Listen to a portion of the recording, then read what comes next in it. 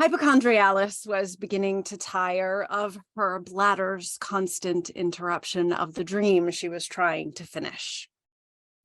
Since turning 42, it seemed that her bladder woke her up every night. She lay there snuggled under blankets, avoiding the overwhelming world outside. Upon the final toss, she could no longer ignore the demands of her body and dragged herself to the bathroom without turning on any lights.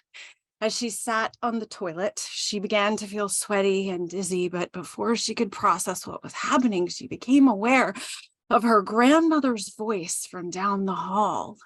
"HypochondriAlice! I'm here, Bubby." HypoAlice called out to help her beloved grandmother find her way to her. "Well, where have you been?" Bubby called back, annoyed. "I'm going to be late. You need to hurry up." HypoAlice was confused as she had no memory of Bubby needing to be somewhere, but since the world had slowed to a halt over the past few weeks, it was harder and harder to remember what needed to be done. "Okay, Bubby, I'll be right out," HypoAlice cried.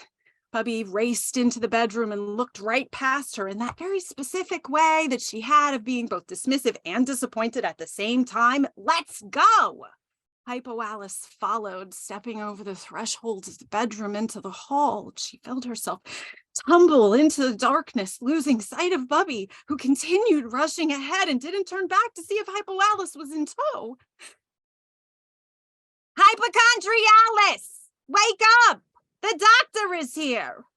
Bubby's voice rang in her ears as she pulled herself from a confused and sleepy state. "Well, hello. Who do we have here?" The doctor's voice was sing-songy and patronizing. HypoAlice opened her eyes, but everything remained dark. I can't see! I can't see!" she screamed, beginning to cry. She had a child's voice, and she couldn't understand what was happening. "She passed out in the family room. She's 7 years old, and she recently had her tonsils taken out," she heard her Bubby say. HypoAlice continued to cry and scream, "I can't see! I can't see!" Hyperventilating and trying to understand why she had a child's voice and body, why she was unable to see, and what the hell was happening. It was then that the doctor gave her the nickname that she would carry in her mind forever. "Well, she's quite the little fetch, isn't she?" he said, beginning to laugh and laugh as though it made perfect sense to call this child a complainer in Yiddish, making no attempt to find out what was happening to her. Though she couldn't see, HypoAlice heard him laughing, and she heard her Bubby laughing. "This isn't right. This can't be right," she thought. "Who would laugh at a sick, hysterical child? I don't think it's normal to pass out in the living room. I don't think it's normal that I can't see. I don't think it's very nice of them to laugh at me. I don't want to be here anymore." She yelled and slipped down from the table in the emergency room. Instead of feeling the floor underneath her, HypochondriAlice felt herself falling and falling once again, hearing Bubby's voice echoing far off, "HypochondriAlice!"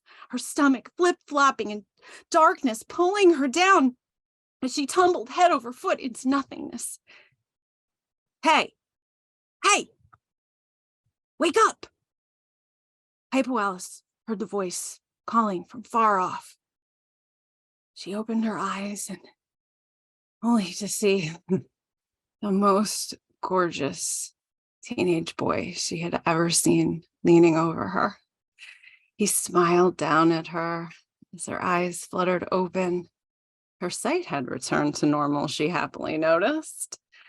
"Well, I've never kissed anyone and had them faint in my arms," he smiled charmingly, brushing her hair from her forehead, only to reveal the bump left behind by the door knocker that fell off the front door of the house she crashed into after fainting on the front porch in the arms of the most popular football player in high school. She remembered this party 25 years ago. What in the world? How did I get here?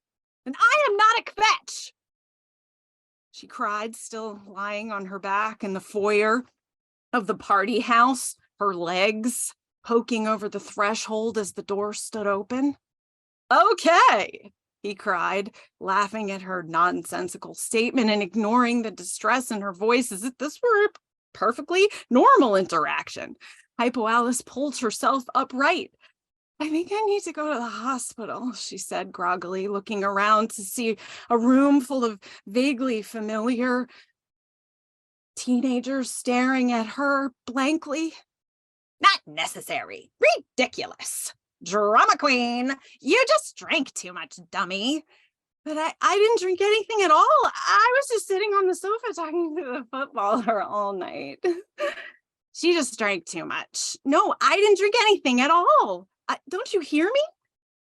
That's what you got for drinking too much. The teenagers continued to repeat, dancing around in circles, laughing. Someone can hold her liquor. Lightweight. You hit your head really hard. You probably have a concussion. Don't fall asleep or you'll die. Their singing and swaying continued as they moved into a pile in the corner, each laying down and falling asleep. As she sat there alone, insisting, but I didn't drink. Why aren't you listening? Why isn't anyone listening to me? This isn't normal.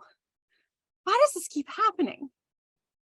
Seconds later, everyone at the party was asleep and the footballer was gone. Well, I don't know why you keep having these terrible migraines and fainting spells. Random doctor number 423 droned. The tests don't show anything abnormal.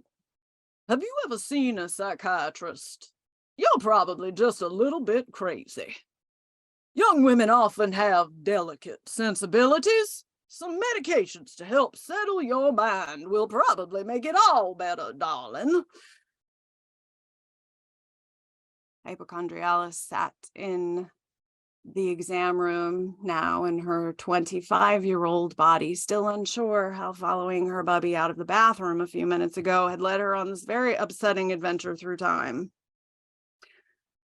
The door to the exam room flung open, and a hysterical, faceless woman that she didn't recognize rushed into the room and grabbed HypoAlice by the cheeks. Oh my gosh, I am so glad you are okay.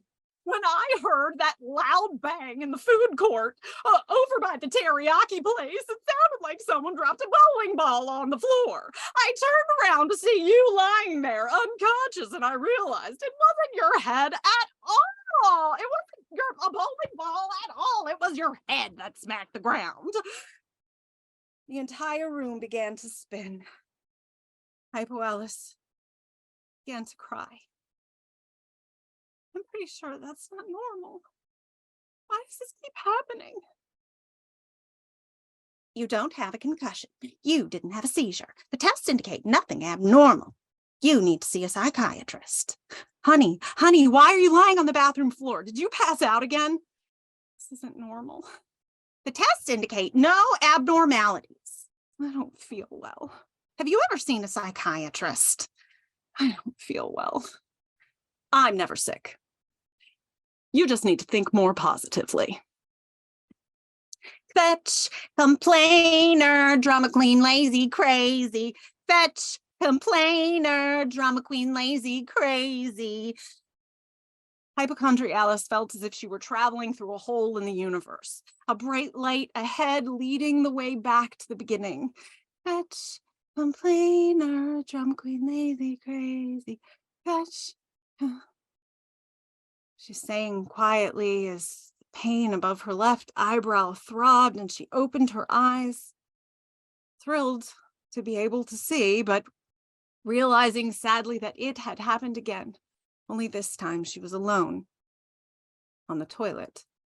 Back at the beginning of the pandemic, 42 years old, Bubby had been dead for 16 years and still no answers as to why this kept happening. This can't be normal, and it is not all in my head. The next morning, HypochondriAlice went to the doctor, prepared once again to yell and scream and fight for her life. No one had ever listened, and she was so tired of feeling crazy. A kind-faced nurse practitioner walked in and said, "Good morning, Alice." It's nice to meet you. I think I know what's wrong. It's not normal. It's not in your head. And you were right to listen to your body. Let's figure this out. And that was just the beginning of the rest of the story. Thank you.